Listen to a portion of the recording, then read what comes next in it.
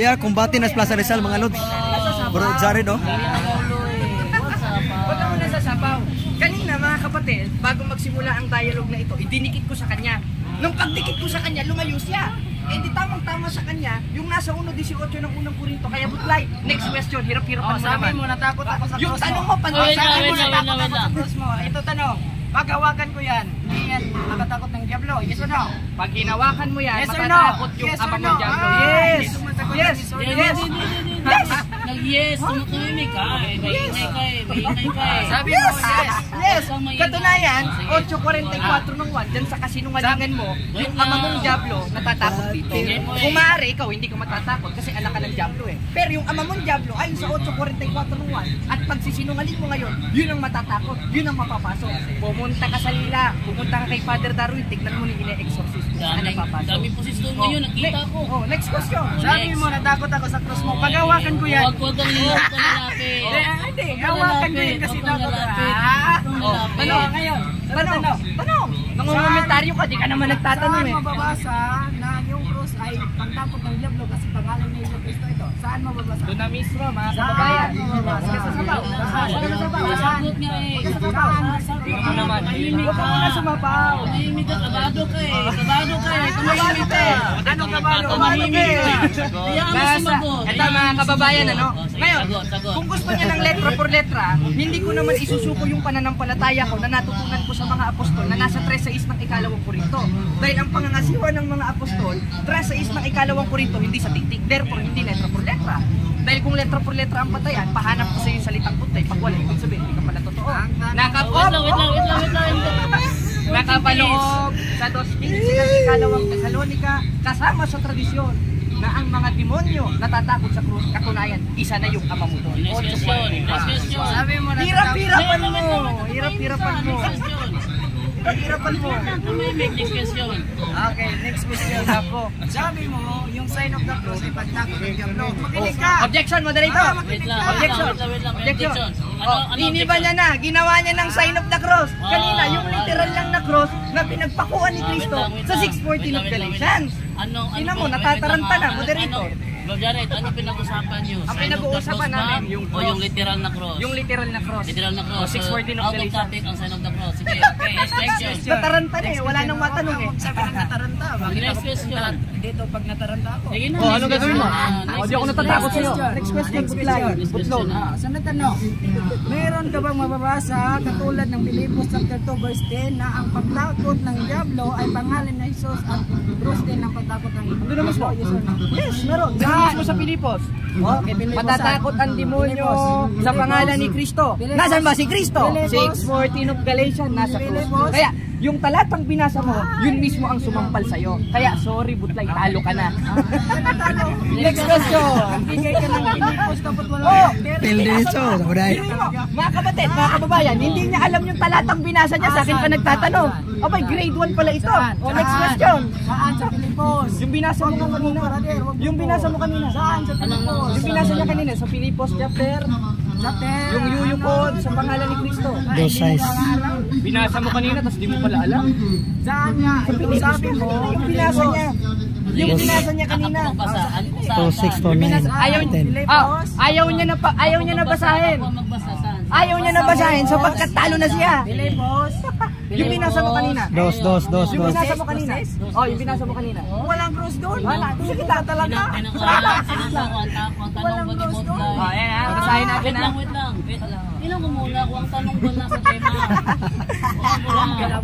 Kala ko pa naman butlay, ang hirap mong kalaban. Malalakas pa yung pastor sa Binyan kaysa dito eh. Filipos 2:10. Grade 1 ba? Grade 1. Pangalan ni Jesus ay kinulungatan po nang nangasa langit, at nang nangasa ibabaw ng lupa, at nang nangasa ilalim ng lupa. At ang topic to, ang topic dito, cross, literal na cross. Tama bro, nasa diwa niya. Tanong, nasan ba si Kristo at saan ba nakapako si Kristo? Hindi kasama na yun. Ang topic na kasi literal na cross, ilang sinang affirmative? Ewan ko bro, ito na lang siguro. No, cross examine. Ano lang, Bro Jando, cross examination diretso nila na. Huwag kang sumigaw para hindi ka mapaga. Butlay, ano na? No need ng sumigaw eh. Other question. Tag 10 minutes cross-examination. Yan yung maganda. Wait lang ah. Ano tayo? Ano pala ka-topic? Cross. Sa cross. Yung cross, ano yung Pantakot daw sa demonyo. patutunayan mo na ang literal na cross, pantakot sa demonyo. Ayon sa tradisyon. Wala nang ibang question si Butlay eh. Sige, Wala, sige. paulit-ulit na lang yung tanong niya, binabasa niya yung Pilipos, Sige, nag-check sige. interpretation. Ang tema, Ano komentaryo? Di naman ako nagsusulat. Tanga talaga. Wait lang muna. Ang tema, Pwede ka pang tumakbo mamaya, Brad. Sabi ko sa'yo, pwede ka pang tumakbo. Pumunta nga akong layo ko. Tumakbo ako. Mas malayo yan. Pwede ka pang tumakbo, Butlay. Ayokong mapahiya ka mamaya. Lalim pang Luzon yan. Mas malayo yan. Inaglan sound system. Pwede na ng Bisaya to. Pwede ka pang tumakbo. Ano rin? Mga gani area sa Pwede Decon. ka pang tumakbo. Babalik ko sa'yo, pwede ka pang tumakbo, Butlay. Ayokong mapahiya ka sa publiko. Sige. So mas mabuti Butlay. Other question Butlay regarding sa class wala na? Wala na. Naubusan si Butlay ng questions mga kapatid. Tanong ng Teletubbies eh. Anong topic? Okay, yung cross. Diyan tayo mag-question natin yan. Sorry natin yan. Tapos na si Butlay magtanong. Oh, ikaw naman yung magtanong sa kanya. Oy! Sige. Ikaw na si Borzari na magtanong sa kayo. Sige, patungkol sa cross. Patungkol sa cross. Ano, sa 1:18 ng unang Korinto. Sino yung mga umaayaw sa krus? Ikaw o si Kristo? Wala ako doon. Bakit mo itanong? Objection, moderator. Objection, moderator. Objection, moderator. Hindi policy question yun, ano? Hindi ko naman sinabing nandun siya. Ang tinanong mo, huwag ka sasapaw. Huwag ka sasapaw. Bro. Yung tanong mo, isang uri ng palasi yun. Sige. Okay. Ayusin mo yung tanong yung nasa talata para hindi palasi. Anong sinasabing talata yung tanong mo sa kanya? Go. Basahin natin, ano? Unang Korinto, 1:18. Ang tawag kasi doon is loaded question fallacy yun. Kaya hindi pwede yun. Magandang laban to, Butlay versus Bro Jared. Sapagkat ang salita ng krus ay kamangmangan sa kanila na nangapapahamak, ngunit ito'y kapangyarihan sa Diyos sa atin na nangaliligtas. Tanong, kung ang krus ay kapangyarihan ng Diyos, matatakot ba demonyo dyan o hindi? Sagot. Wala namang matatakot. Hindi. Ang tanong ko sa'yo, kategorikal. Ulit. Kategorikal tanong. Ulit ang tanong. Tanong. Sapagkat ang salita ng krus ay Balik di plaza ba? huwag ka masabi ng kamangmangan sa atin. Tanong, kung ayon sa 1:18 ng unang Korinto, ang krus ay kapangyarihan ng Diyos. Pag sinabing kapangyarihan ng Diyos, matatakot ba demonyo doon? Yes or no? Walang sinabi. Yes or no? No. Sige. Wait lang. Ang tanong mo, sa kapangyarihan ng Diyos, matatakot bang demonyo? Sagot niya, no. Bakit no?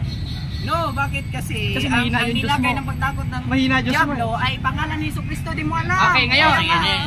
Kung mabasa ko sa Biblia na yung Kristo mismo ay kapangyarihan ng Diyos na sinasabi mo hindi matatakot ang demonyo doon, tatanggapin mo wala ka na sa sarili. No, sa topic natin. Tatanggapin mo wala ka na sa sarili. Next topic na. Next topic na to. Next topic na. Babasahin ko mga kababayan ha. Topic na po na. Mag-aaral ka ba dito? Ano ba naman? Basahin natin sa unang Korinto 1:24 kasi sabi niya 1:24. hindi matatakot ang mga demonyo sa kapangyarihan ng Diyos. Matatakot lang daw kay Kristo. Ngayon, kung mabasa ko na yung kapangyarihan ng Diyos ay si Kristo na sinasabi mo hindi matatakot ang demonyo, tatanggapin mo talo ka na Butlay. Bakit ako matalo? Basahin natin Wala ha. ka dito sa binasa. Basahin natin sa unang Nako Korinto. naman, loko-loko Unang Tagalog. Korinto. Huwag ka personal. 1:24. Mga kaibigan, Ngunit sa kanila, mga tinawag, maging mga Hudyo Grego, si Kristo ang kapangyarihan ng Diyos. Anong bakit mo? Anong bakit Ayun, mo? ang Anong bakit mo? tanong kung si Sangayon Kristo, naman ako sa verse, kung si eh. Kristo kapangyarihan niya, anong tanong mo? Ikaw, Ano? Sunod. Sabi mo Sunod. kanina, hindi natatakot ang mga demonyo sa kapangyarihan ng Diyos dahil sabi mo no. Sabi mo kay Kristo. Tanong, sino yung kapangyarihan ng Si Diyos? Kristo yan eh. Ayun, Hindi salamat. ako. Umamin. Salamat. Umamin. Umamin. Napakabubo Umamin talaga. na. Next question. Umamin na eh. Sunod na tanong. Umamin. Sunod na tanong. Hindi na kita libutin dito na pinakita ko kay Kristo. 6:40. Kung pala Kristo mo, ano kakampi ng demonyo? Ayan, nakalagay. Oh. But God forbid us the glory save on the cross. Ano? Kung ang krus ay simbolo ng kaligtasan, ang demonyo ba takot sa Balik na tayo kaligtasan? diri mga langga. Wala sinasabi takot. Objection, moderator. Sumagot ka. Oo, hindi. Bakit? Hindi, wait lang. Payagay lang ta. Categorical takot o Walay hindi? awayan. Ano sagot? Hindi takot, hindi takot. Oh, dili. Bakit? Wala nakalagay dyan na pagtakot eh. Gawa-gawa mo lang yan eh. Okay. Tagalog ka. Kayo. Bubo ka talaga. Okay. Huwag ka mamersyonal. Ito. Domine. Kamangmangan. Hindi mamersyonal Okay, yan. okay, yan. Hindi. Wait lang wala. Mamersyonal. Balik pati pagkain. Yun ang personal. Sinabi niya mga ko kanina. Wala, sabi niya kamangmangan yan. Okay, ano yung sagot niya kanina kapatid na dyan? Parang ito ah. Pakiulit. Pakiulit yung sagot mo. Ang sagot ko, hindi pagtakot. Kasi po, walang mababasa Okay, okay. Wala daw pantakot. Ano? Ibig sabihin, yung kaligtasan, hindi daw pantakot. Hindi daw kaligtasan yung pantakot. At yung simbolo ng kaligtasan, yung krus. Meaning, yung karunungan ng Diyos. Ngayon, kung hindi natatakot sa kaligtasan ng demonyo at yun ang simbolo ng krus, nakapangyarihan ng Diyos na sa 1.24 ng unang Korinto si Kristo, tinatanggap mo ba yung Kristo mo hindi kinatatakutan ng demonyo? Yes or no? Mali yung tanong mo. Oh, butlay! Ang tanong mo! Wait lang, kategory ka lang tanong. Tanawa. Natanggap ko ba daw? Wait lang ha. Wait lang ha. Ako kay relax mo kayo. Wait lang ha. Hindi man iaway. Ang topic kasi kanina. Huwag magkomentaryo Butlay sa question. Wait lang. Just answer the question Butlay. Ang sabi kasi kanina kasi, Jared, takot ba ang demonyo sa kapangyarihan mo? Sabi mo hindi. So ang follow-up question niya, yung Kristo mo ba hindi ka natatakutan ng demonyo? Yes or no? Okay, sagot. Yung Kristo ko ay talagang Yes or no muna. Yes or no? Yes. Yes. Nagyan siya ng yes. Salamat. Okay, Kasi po, sa Pilipos chapter 2 verse 10, yun talagang pagtakot ng Diablo. Luluhod pa nga. kayo lang naman di lumuluhod kay Kristo. Takot kayo. Sino? Bakit mo alam? Nakita mo. Nakita saan mo ebidensya mo? Ikaw butbut, tanga. Wait lang. For clarification lang, dahil nagbintang si Jared eh. For clarification lang, sa simbahan niyo buti lumuluhod ba kayo doon? Yes or no? Kana. Yan. Hindi. Oh, hindi. Nagbintang siya. Pag nag-worship ba kayo, lumuluhod ba kayo? Di ba sabi mo nagbintang siya? Oh, kaya gusto kong magbigyan ng linaw. Kung totoo ba ang bintang niya o bintang lang talaga yon. Ang tanong niyo ngayon, totoo ba sinabi ni Jared na sa inyong simbahan kayo lumuluhod? Lumuhod kami ni Kristo. Lumuluhod. Hindi sa cross. Hindi, sa simbahan niyo lumuluhod kayo. Yes, kay Kristo. In what way? In what way? Kristo nga. Oh, saan si Kristo? Saan si Kristo niluran niyo? Wala pong... Or yung TV yun? Or sa harapan ng pastor? Lumuluhod kayo sa harapan ng pastor? Lumuluhod ba? Ginagawa niyo yun eh. Awad. Unsa na sarche? Pare na sarche karo gamito sa system ko. Ila ba? Cool. Gamito na sa system diri bi. Mayaha ka ng megapon. Sige ra gud. Pura may madu ko di ba? Kay Kristo nangingilabot ang mga demonyo. At si Kristo ang karunungan ng Diyos at kapangyarihan ng Diyos. At sa binasa natin sa 1.18 ng unang Korinto, baka hindi mo pa alam Butlay na ang krus, ang kapangyarihan ng Diyos. Tinatanggap mo ba ang krus at si Kristo ay magkaisa? Sapagkat ang krus ay kapangyarihan ng Diyos at si Kristo ay kapangyarihan ng Diyos ayon sa 1.24 ng unang Korinto. Tanong, sinong matalino sa inyo ni Pablo? Ikaw o si Pablo? Ang kami na naman Pablo. Matalino si Butlay. Bakit ka tumawa? Bakit ka tumawa? Sagot niya, follow-up question. Ano follow-up question mo? Sunod na tanong. Ngayong matalino kayo ni Pablo, sabi mo kanina ang krus, hindi kinatatakutan ng demonyo. Samantalang sa 1.18 ng unang Korinto, ang krus, Right, ang kapangyarihan ng Diyos. At ang kapangyarihan ng Diyos ay si Kristo. Tanong ulit kanina na hindi mo nasagot. Natatakot ba ang demonyo kay Kristo na siyang kapangyarihan ng Diyos na kaisa ng krus? Yes or no? No! Bakit no? Umaamin, no? Bakit no? Bakit kasi yung si Kristo talaga yung pagtakot ng Diablo. Okay. Lumuhod nga yung Diablo. Saan ba sa yung cross may lumuhod ng Diablo? Saan? Ba't naman luluhod yung Diablo dun sa krus? Wala na kasi hindi nakasagot. Hindi Hindi nakasagot ko, tinatanong ko. Yung tanong niya kasi, Natatanong si Kristo na kapangyarihan ng Diyos kinatatakutan ng Mamaya na. Diablo. Atras ka na? Sagot mo, no? Di lain na pagkatapik ko. Sige. Tabi mo. Ganun na